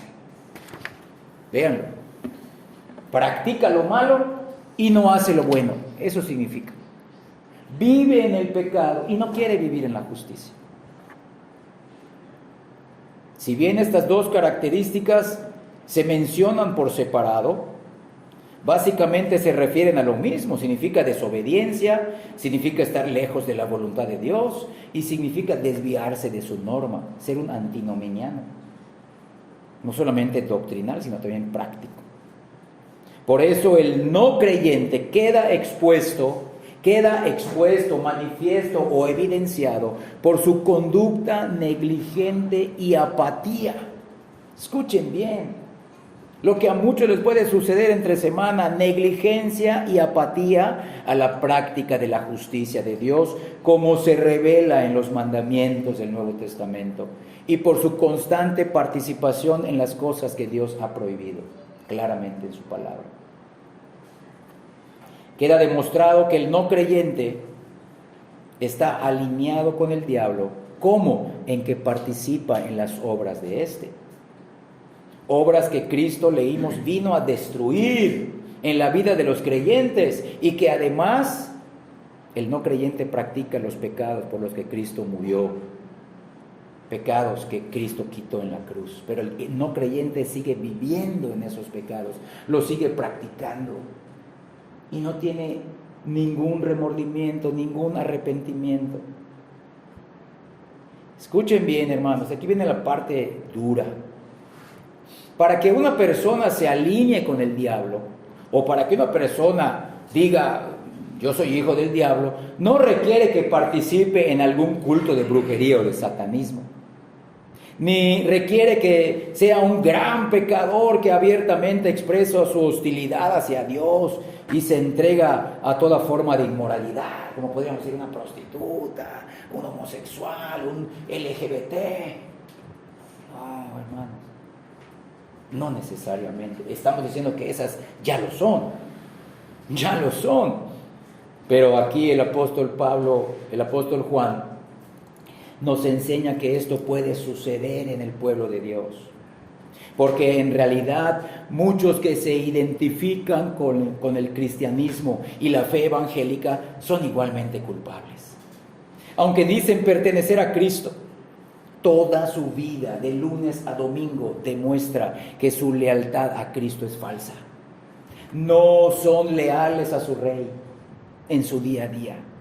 Han pronunciado quizá con sus labios, de dientes para afuera, la oración del pecador. Le dicen a Cristo, Señor, Señor. Asisten a los servicios dominicales y han mostrado una moralidad externa muy por encima de los vicios actuales. No fuman, no toman, no apuestan, no van a los tugurios, no van a la discoteca o al antro, como le dicen ahora. Sin embargo, ellos están concentrados, lo dije hace rato, en alcanzar solo metas en este mundo. Solamente están concentrados en vivir para ellos mismos. Ese es el antinomianismo práctico, hermanos. Ya que demuestran nulo o poco interés en entender las Escrituras e ignoran voluntariamente los mandamientos de Dios. No se alinean a la voluntad de Dios todos los días de la semana. Por eso muestran una falsa seguridad de salvación, porque tienen una falta de discernimiento bíblico y aparte son capaces de participar con libertad del pecado sin la menor ofensa para sus conciencias. Siempre tienen el tiempo para sus propios asuntos, pero no tienen tiempo para conocer más al Señor. En las palabras del apóstol Pablo, estas personas externamente parecen muy piadosas, pero niegan el poder transformador de la piedad en sus vidas. Miren 2 Timoteo capítulo 3, ahí lo dice.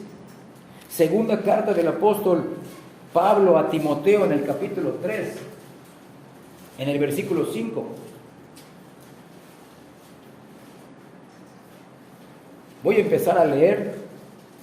Que tendrán apariencia de piedad, pero negarán la eficacia de ella. A estos evita. ¿Cómo que negarán la eficacia? La piedad es la gracia de Dios. Dios nos cambia para que seamos piadosos. Pero no solamente nos cambió cuando nos regeneró, cuando pusimos el primer día de nuestra fe en Cristo de manera legal o posicional, sino que esa misma gracia nos va cambiando y se va a ver en la justicia práctica y personal, en una santidad, en una mayor pureza. ¿Por qué? Porque Cristo es puro y Cristo es justo. Y porque ya estoy con Él y ya me perdonó. Si no te motiva ese amor, ¿qué te va a motivar a querer practicar la justicia? Es un amor que ya ha sido dado. Es una realidad que tenemos por medio de la fe. Mira ahora Tito, dale vuelta a una página, en el capítulo 1 a tu Biblia, versículo 16. Aquí está más claro todavía. Tito 1:16, profesan, vean, confesión verbal de fe, profesan conocer a Dios, dicen, sienten cosas acerca de Dios, pero miren, pero con sus hechos son antinominianos prácticos, lo niegan, siendo abominables y rebeldes, reprobados, miren, en cuanto a toda buena obra, reprobados en cuanto a la práctica de la justicia, reprobados en cuanto a la santidad y la pureza. Pero miren, profesan a Cristo. No, yo tengo tantos años de cristiano. Pueden hasta saberse doctrinas bíblicas de memoria, pero no tienen la realidad de Cristo en su vida. No es lo mismo conocer una doctrina que conocer a una persona. No es lo mismo saberte de memoria la Biblia si no conoces de quién habla la Biblia, de Cristo, de la redención, de la salvación, de la cruz del Calvario. No debemos engañarnos en pensar que la apatía y la pereza hacia la piedad y el abandono de la ley de Dios son crímenes menores. No debemos escudarnos, es que esto todo mundo lo hace. ¿Quién estará estudiando su Biblia el lunes? ¿Quién estará orando el martes? No, hermanos, eso no es un crimen menor. Es un crimen mayor para el Señor. No es algo menor que la rebelión abierta a Dios. ¿Cómo está tu lealtad a tu Rey, si es que Cristo es tu Rey? Según Primera de Juan, capítulo 3, versículo 4, lo leímos al principio. Todo pecado es violación de la ley de Dios. Es un acto de traición contra Dios y una declaración de guerra contra su trono. Los que se identifican verbalmente o externamente con Cristo, pero muestran un constante desinterés y apatía hacia su palabra, corren un grave peligro, como los que viven en abierta rebeldía y levantan su puño cerrado delante del rostro de Dios. Esta es la base de la advertencia de Cristo para los discípulos al final del Sermón del Monte. Vamos a leer ahora en el Sermón del Monte, al final, Mateo 7. Aquí ya cobran entendimiento las palabras de Cristo que vamos a leer. Mateo 7, del 21 al 23. Miren el título de esos 3 versículos: nunca os conocí. Y aquí Cristo lo enseña de otra manera, como lo vemos en Primera de Juan capítulo 3. No todo el que me dice, véanlo, el que me dice, Señor, Señor, entrará en el reino de los cielos. Podemos parafrasear esta frase con lo que leímos en Primera de Juan. No todo el que me dice, Señor, Señor, es un hijo de Dios. Entonces, ¿quién es Señor? Aquí lo dice, no nos dejó a medias. No solo el que me dice, sino el que también hace la voluntad de mi Padre que está en los cielos. Practica la justicia. Quiere ser justo como yo. Quiere ser puro como yo. Muchos me dirán en aquel día: Señor, Señor, ¿no profetizamos en tu nombre? Y en tu nombre echamos fuera demonios. Y en tu nombre hicimos muchos milagros. Entonces les declararé a estas personas que de dientes para afuera hicieron todo esto: nunca los conocí, apártense de mí, hacedores de maldad. Vivieron como antinominianos, sin ley. Eso significa hacedores de maldad. Que vivieron como ustedes querían, que vivieron como si nunca les hubiera dado un Nuevo Testamento, que vivieron como mejor les parecía. Esta es la base de la advertencia de Cristo para los discípulos. En esta advertencia Cristo usa la misma palabra que usa Juan en nuestro texto de Primera de Juan, capítulos 2 y 3. Violación de la ley o iniquidad.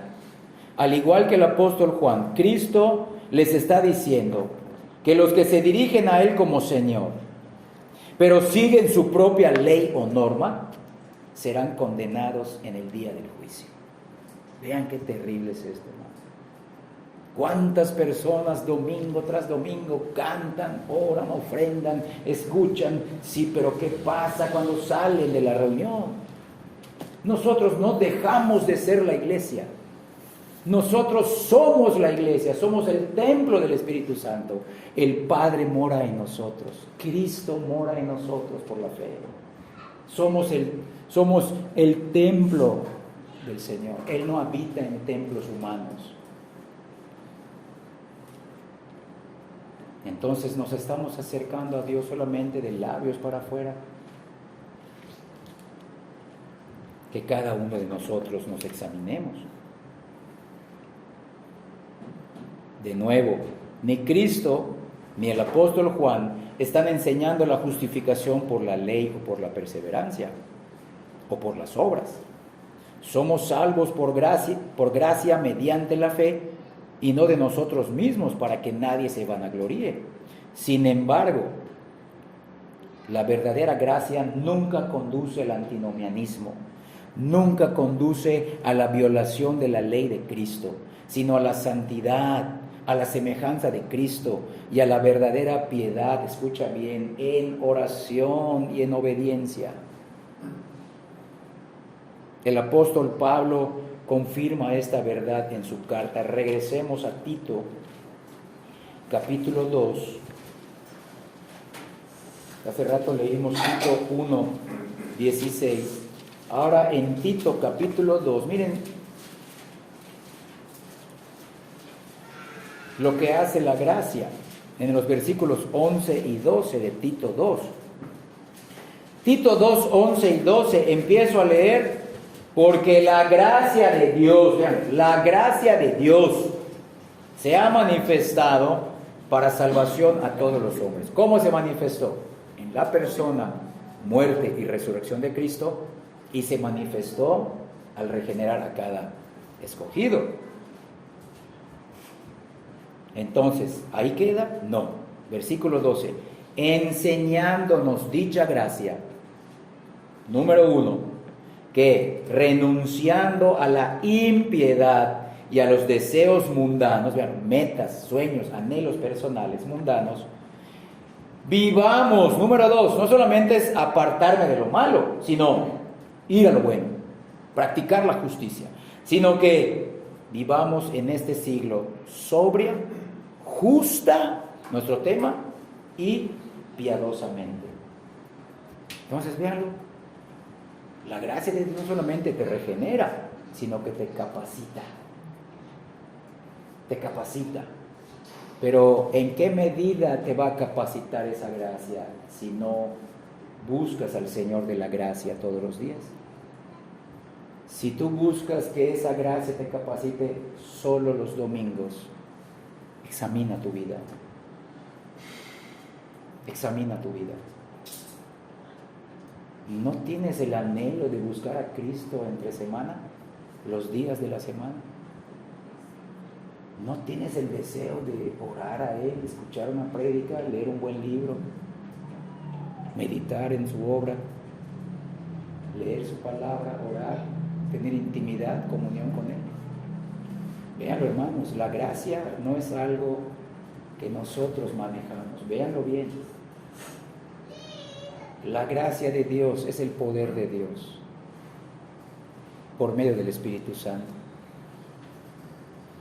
Y Dios hará su voluntad en nosotros. No nosotros ejercemos dominio sobre Dios, es Dios quien irá convenciendo, llevando gradualmente al creyente a dejar su pecado, véanlo, vivir en pureza y en santidad y además practicar la justicia. Pero lo hará en la medida que cada uno de nosotros le crea al Señor y lo busque. Los días que tú y yo no nos vemos y los días que tú y yo no estamos en este lugar. Aquí hasta yo parezco creyente. Aquí cualquiera que predica parece creyente. ¿Cómo se va a evidenciar que soy creyente? con mi estilo de vida, no solamente durante la reunión, sino durante todos los días de la semana. Podemos adorar a Dios en nuestra casa, debemos hacerlo. Podemos orar en nuestra casa, podemos cantar al Señor en nuestra casa, podemos tener comunión con el Señor, con la palabra en nuestra casa, porque es lo que la gracia de Dios promete hacer en cada uno de los hijos de Dios. La gracia no nos libera de la justicia de Dios para que presentemos nuestros miembros de nuestro cuerpo como instrumentos de iniquidad. La gracia no anula las verdades eternas del Antiguo Testamento que fueron escritas para nuestra instrucción. La gracia no destrona a Cristo y lo hace una mera figura decorativa, sin voluntad soberana ni autoridad. La desvalorización de la justicia y la violación de la ley nunca fueron la intención de la gracia, pero esta parece ser la opinión predominante de nuestra época. Dentro de la comunidad evangélica, a pocos, tristemente lo decimos, a pocos parece interesarles ordenar sus vidas según los lineamientos de la palabra de Dios. Y cualquier enseñanza de moralidad como esta, de una moralidad específica y definida por las Escrituras para el creyente verdadero, se acusa, como dijimos hace rato, de ser una enseñanza legalista.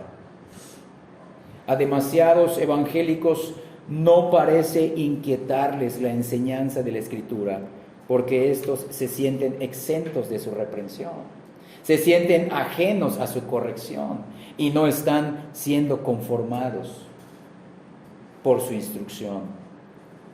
Demasiados evangélicos en las iglesias, tanto dentro de las reuniones y peor fuera de las reuniones, actúan como si no hubiera rey en la iglesia y cada quien hace lo que mejor le parece.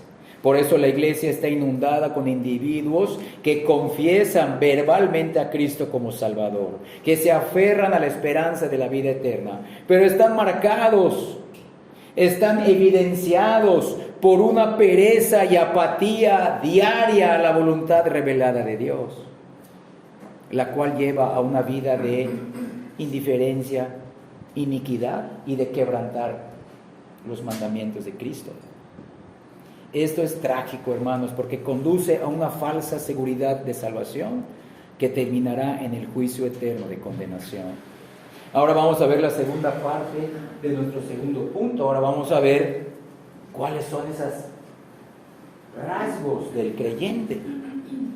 Al igual que el no creyente, el cristiano genuino, el Hijo de Dios, dice el apóstol Juan, también se distingue por dos realidades, por lo que hace y por lo que no hace. Sin embargo, en este punto, las igualdades entre el creyente y el no creyente terminan y el gran contraste comienza, ya que el cristiano, número uno, practica la justicia de manera gradual, paulatina.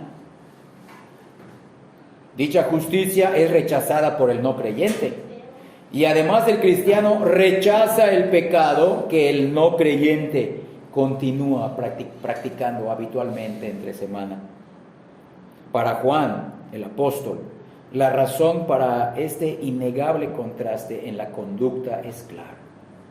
Los que se han convertido genuinamente no pueden y no podrán entregarse a la práctica habitual del pecado. ¿Por qué?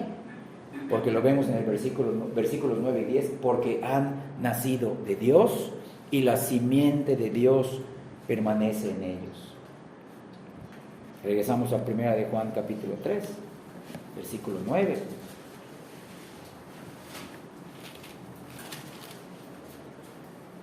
En esto se manifiestan los hijos de Dios. 1 de Juan 3, 9. En esto se manifiestan los hijos de Dios y los hijos del diablo.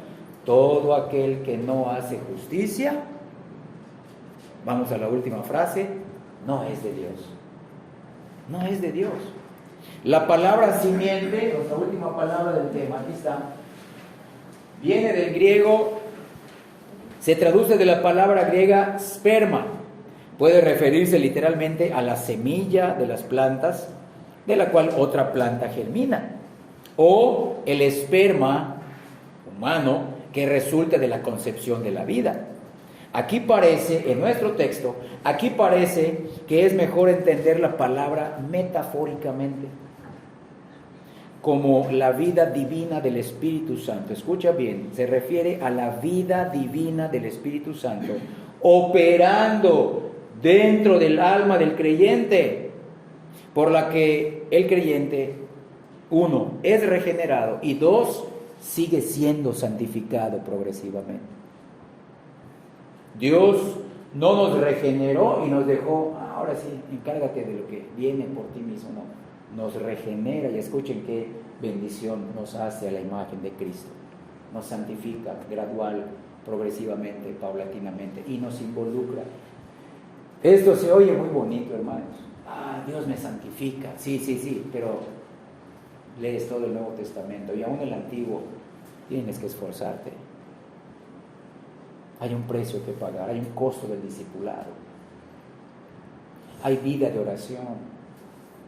Hay horas y horas de estudio bíblico en toda nuestra vida.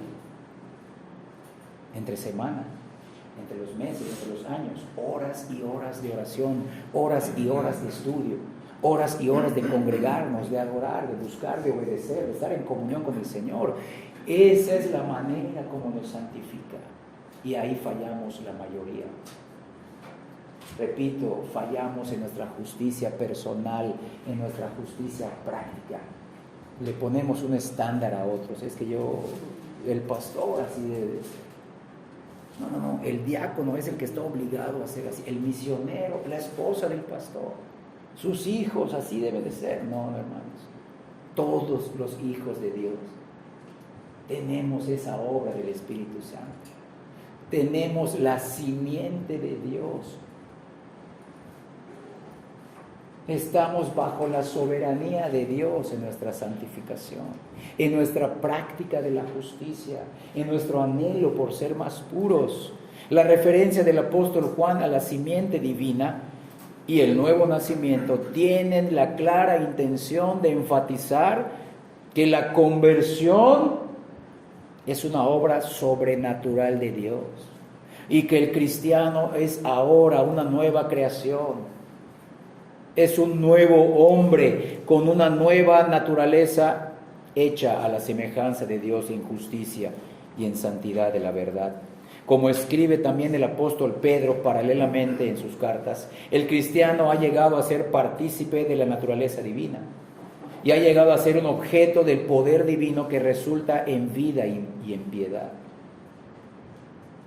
Es por esta extraordinaria, milagrosa, sobrenatural obra de Dios en la vida de cada creyente que Juan el apóstol puede escribir con la mayor confianza, como lo leímos en el versículo 9, que todo aquel que es nacido de Dios no practica el pecado, incluso no podrá vivir viviendo el pecado, y además anhelará y demostrará que quiere vivir en la justicia. No es por fuerza de voluntad, hermano. Que Dios nos involucra a hacerlo también con nuestra voluntad, pero es un resultado de la obra regeneradora de Dios. Pero requerirá, repito, esfuerzo, tiempo, sacrificio, lágrimas, sudor, llanto, desesperación, pero con ello vendrá gozo, alegría, cercanía, comunión, paz con el Señor. Porque lo estamos haciendo como a Él le gusta, aunque no nos guste. Porque el mismo Cristo experimentó momentos donde tuvo que someterse al Señor y ese momento no le gustó, pero ahí estuvo firme, sirviendo al Señor. Entonces, cuando el Señor nos discipline, nos apriete, dice: Señor, yo quiero ser puro, yo quiero ser justo como tú. Rompe en mí todo aquello que me está impidiendo ser la persona que tú quieres que yo sea. Muéstrame, Señor, ayúdame a arrepentirme y pedirte que me ayudes a mirar todo aquello que estoy haciendo que no se conforma a tu estándar en Cristo de la justicia y de la pureza. Esa es la vida y el clamor de un creyente verdadero. Esto no significa que el creyente no tiene pecado nunca, ni tampoco significa que el creyente es inmune a la tentación. No estamos hablando aquí de super santos ni super espirituales, no. Tampoco significa que el creyente está libre de las luchas con la carne o que el creyente ya está más allá de los fracasos morales. No, lo que significa es que la persona que ha sido regenerada por Dios, aquella persona que ahora ya es una obra de Dios por el Espíritu Santo, no puede vivir en pecado, así como tampoco un pez no puede vivir fuera del agua. Y el apóstol Juan añade, no solamente ya no querrá hacer lo malo, sino que quiere practicar la justicia. No solamente se conforma con dejar lo malo y se queda en una posición neutral, no, practica el pecado. Porque Cristo no solamente es puro, Cristo es justo, dice en sus cartas. Cristo es puro, es santo. No hay pecado, sí, pero también es justo. Practica la justicia. Busca ser también como su Señor.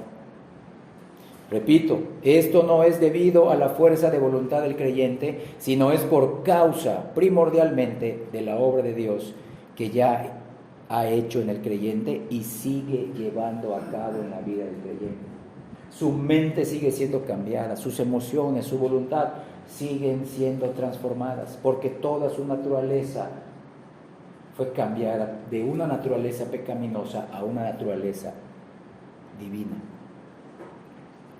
Dios mismo, escucha bien, esto el apóstol Juan puede decirlo categóricamente, esto sucederá, estas serán las evidencias del hijo del diablo y el hijo de Dios, porque es Dios quien manifiesta a sus hijos. Y es Dios quien también permite que los hijos del diablo se manifiesten entre ustedes, por su estilo de vida, por su modo de vivir, por su conducta, sus palabras. Y así van a poder conocerse, y así van a poder mantener la pureza en sus vidas y la pureza en la iglesia, para la gloria de Dios, para la gloria de Dios.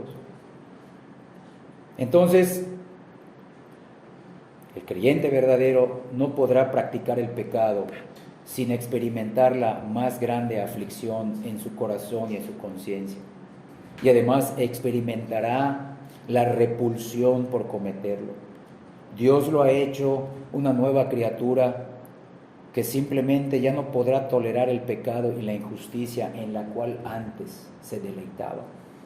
Ahora luchará con esa injusticia y con ese pecado en el cual antes se deleitaba. Esto, junto con la obra constante de la providencia de Dios, también manifestada en su disciplina. Porque vean esto, Dios nos muestra que somos de Él cuando nos regenera para arrepentirnos, nos convierte al darnos el arrepentimiento y la fe. Nos sigue confirmando que somos suyos diariamente, nos va santificando y además externamente e internamente nos disciplina por amor, porque Él quiere que no nos desviemos en ninguno de estos caminos. Es el camino angosto, de un lado está el legalismo, de otro lado está el antinomianismo. Él no quiere que estemos en ninguno de esos dos lados. Él quiere que vayamos ahí, en medio, en el camino angosto, donde el Señor nos quiera llevar, con los peligros, pero con las bendiciones que Él quiera. Entonces, esta obra constante de la providencia de Dios, manifestada en la disciplina, garantiza que el creyente que cae en pecado, Dios lo llevará al arrepentimiento. Dios lo llevará a buscar una limpieza delante de Él y Dios buscará una restauración. Vean cómo lo dice ahí mismo en 1 de Juan, en el capítulo 1, versículos 8, del 8 al 10. 1 de Juan, capítulo 1, del 8 al 10, dice: si decimos que no tenemos pecado, nos engañamos a nosotros mismos y la verdad no está en nosotros. Si confesamos nuestros pecados, Él es fiel y justo para limpiarnos.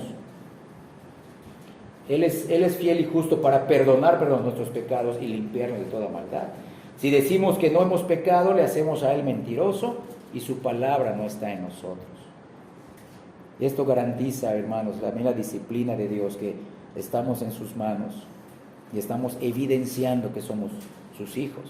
El Nuevo Testamento no deja lugar para la popular opinión evangélica de que una persona puede de verdad ser nacida de nuevo y ser perezosa y apática hacia la justicia y tener una vida de rebelión constante y de pecado. Los que profesan la fe en Cristo, dice el apóstol Juan, viven de una manera que agrada al Señor. Pero los que profesan la fe en Cristo y viven de una manera despreocupada con la justicia y ante su pecado, deben ellos preocuparse verdaderamente por su destino eterno. Entonces, antes de pasar a las conclusiones finales, tú y yo somos perezosos o apáticos o indiferentes para conocer y practicar la justicia bíblica. Dicha justicia está perfectamente definida en la persona de Cristo. ¿Somos apáticos y perezosos e indiferentes todos los días de la semana? Pues estas personas que vivan así no deberían estar autoengañadas, como vemos en 1 de Juan 3:7, sino que deben prestar atención a la simple prueba de Juan. El que hace justicia es justo, pero todo aquel que no hace justicia, vamos a decirlo bondadosamente, no es de Dios. No es de Dios. Conclusiones finales, hermanos. ¿Cómo estamos manifestando tú y yo que ya somos hijos de Dios? Los hijos de Dios no viven practicando el pecado, ya hemos visto, y además viven practicando la justicia, porque siguen buscando a Cristo, quien es puro y quien es justo. Los que practican el pecado de manera cotidiana y no hacen justicia son los hijos del diablo, como dice el apóstol Juan. Obviamente, solo los regenerados serán guiados por Dios mismo a practicar la justicia y a poder vencer día a día con las luchas el pecado que aún mora en sus corazones. ¿Cómo se logrará esto? ¿Cómo se logra esto por los hijos de Dios? ¿Solamente se logrará con desearlo y anhelarlo con todas sus fuerzas solo los domingos? No.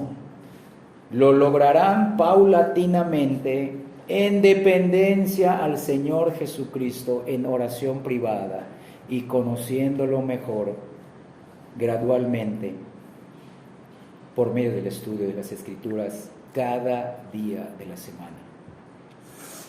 No se logrará únicamente por su determinación o por su fuerza de voluntad, sino que se logra y se manifiesta fortaleciendo el vínculo de compañerismo y de comunión que ya tienen con Cristo por la fe. Tienen que pagar el precio. Tienen que ser discípulos del Señor en su día a día.